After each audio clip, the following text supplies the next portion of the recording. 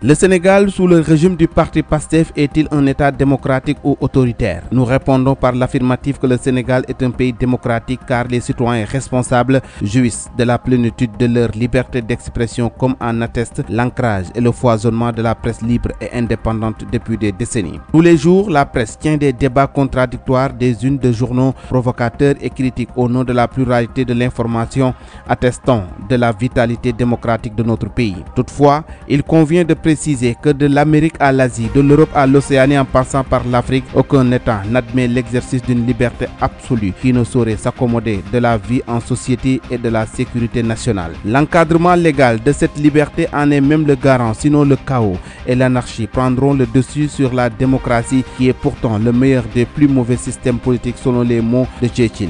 Nous estimons que trop de liberté tue la liberté dès lors l'organisation des conditions d'exercice de la liberté d'expression devient un passage obligé et s'impose à tous et même à ceux qui considèrent que c'est une censure socialisée et légalisée ne peuvent s'y soustraire. Nous devons chercher à cerner la liberté d'expression afin d'en extraire une position comme au chien de garde de la démocratie. Pour ce faire, nous recourons au terme de l'article 10 de la Convention européenne disposant ceci. Liberté d'expression. Toute personne a droit à la liberté d'expression. Ce droit comprend la liberté d'opinion et la liberté de recevoir ou de communiquer des informations ou des idées sans qu'il puisse y avoir ingérence d'autorités publiques et sans considération de frontières. Le présent article n'empêche pas les États de soumettre les entreprises de radiodiffusion, de cinéma ou de télévision à un régime d'autorisation. L'exercice de ces libertés comportant des devoirs et des responsabilités peut être soumis à certaines formalités, conditions, restrictions ou sanctions prévues par la loi qui constituent des mesures nécessaires dans une société démocratique à la sécurité nationale, à l'intégrité territoriale ou la sûreté publique, à la défense de l'ordre et à la prévention du crime, à la protection de la santé ou de la morale, à la protection de la réputation ou des droits d'autrui pour empêcher la divulgation d'informations confidentielles ou pour garantir l'autorité et l'impartialité du pouvoir judiciaire. De cet article découle que l'exercice de la liberté d'expression est un droit fondamental soumis à une régulation garante de la stabilité sociale et de la cohésion nationale. Nous y ajouterons que la liberté d'expression est le lubrifiant du moteur de la démocratie dont l'entretien se fait à l'aide de filtres que sont les lois et règlements qui l'encadrent.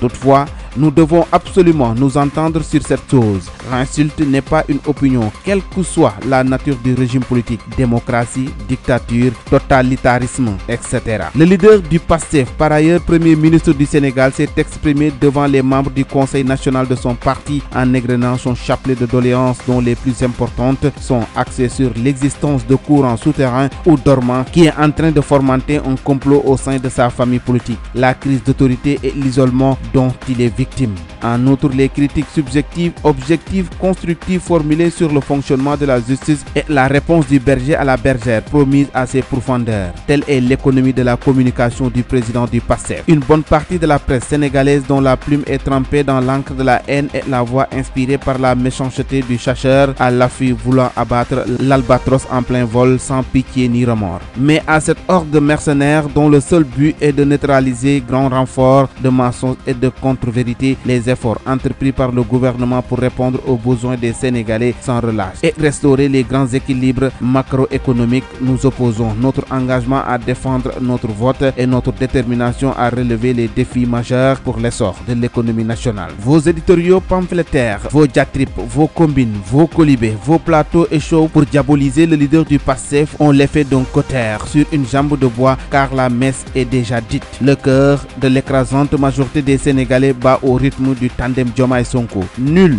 besoin donc de transformer vos entreprises qui ont certes contribué à la démocratie en conglomérat de frustrés et de rentiers à cause d'une overdose de haine. Aujourd'hui, Ousmane Sonko doit vous répondre par les propos tenus par l'ancien président de la République Abdou Diouf au salon d'honneur de l'aéroport Léopold Sédar Senghor à son retour de Paris. S'adressant à la presse, disait ceci à l'encontre des leaders de l'opposition sénégalaise qui étaient en sitting devant le palais Bourbon en 1998 où il prononçait un discours de vilipender et travestir son image image de démocrate à l'échelle internationale. Je cite: « Je n'ai jamais su que je suscitais autant de haine. La haine est un sentiment bas qui mine celui qui l'éprouve. Pour le moment, je n'ai qu'un devoir de compassion à leur égard. » Fin de citation. Par ailleurs, à la faveur de la dernière sortie médiatique d'Ousmane Sonko, vous avez conclu activement au divorce politique entre les deux leaders pour polluer l'opinion publique et semer le doute en accréditant la thèse de vos oracles. Quel raccourci! Pour votre gouverne, les divergences, les remous, les contestations et les contradictions font partie de la boîte à outils du PASTEF. Nos leaders les passent au crible, les font transiter à notre laboratoire des idées et stratégies politiques afin d'en tirer un consensus fort constituant la forme de résilience du parti et le gaz de nos victoires sous forme de plébiscite. La citoyenneté d'Ousmane Sonko a la primauté sur ses fonctions de Premier ministre, donc il est libre de commenter comme tout citoyen une décision rendue par la justice rejetant le rabat d'arrêt qu'il avait introduit dans l'affaire l'opposant à Mame Mbaye Niang. C'est l'ordre normal des choses, car l'important in fine c'est la consommation de la dite décision revêtue de l'autorité de la chose jugée malgré sa désapprobation publiquement exprimée sauf en cas de révision. C'est le lieu également de rappeler que dans une société démocratique, la justice a perpétuellement besoin de se nourrir de critiques,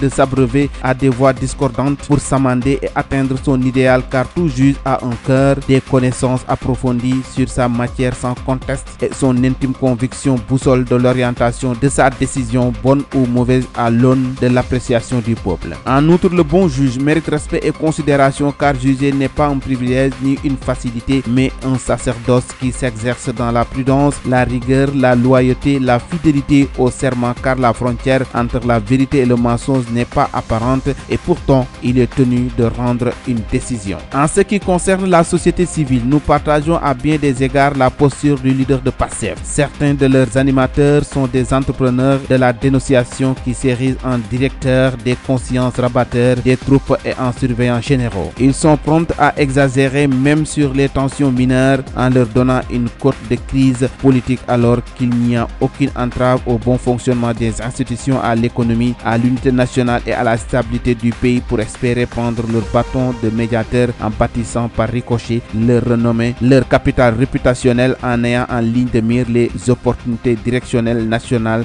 et ou internationales en guise de retour sur investissement. Sachez que le soleil de l'époque génératrice de rentes réputationnelles et d'avantages induits pour mission accomplie s'est couché à jamais au crépuscule du 24 mars 2024. Au banquet de la gestion des affaires publiques, il n'y a point de couvent vide pour vous, car nous allons élire une équipe responsable devant le peuple sénégalais pour un mandat de 5 ans assurant le pilotage du pays, Inch'Allah, par la mise en œuvre de nos programmes de gouvernance en toute indépendance et en toute responsabilité. Toutefois, nous sommes naturellement ouverts au dialogue, vertueux sans la pression ni la velléité de cogérance, car les rôles sont clairement définis. Le parti au pouvoir gouverne, les partis de l'opposition s'opposent, la justice tranche, les contentieux, le peuple observe pour faire son choix lors des prochaines joutes électorales. Nous allons paraphraser un comédien français qui fut candidat à une élection présidentielle pour le rôle dévolu à la société civile. La société civile s'inspirera de la diplomatie du soleil en recevant le pouvoir au petit matin à l'est, l'opposition au crépuscule à l'ouest et les syndicats et la justice à midi sur rendez-vous en cas de perturbation majeure au conflit entre les institutions. Ensemble, construisons ce beau pays dans le respect et l'humilité au nom de la devise du Sénégal, un peuple, un but,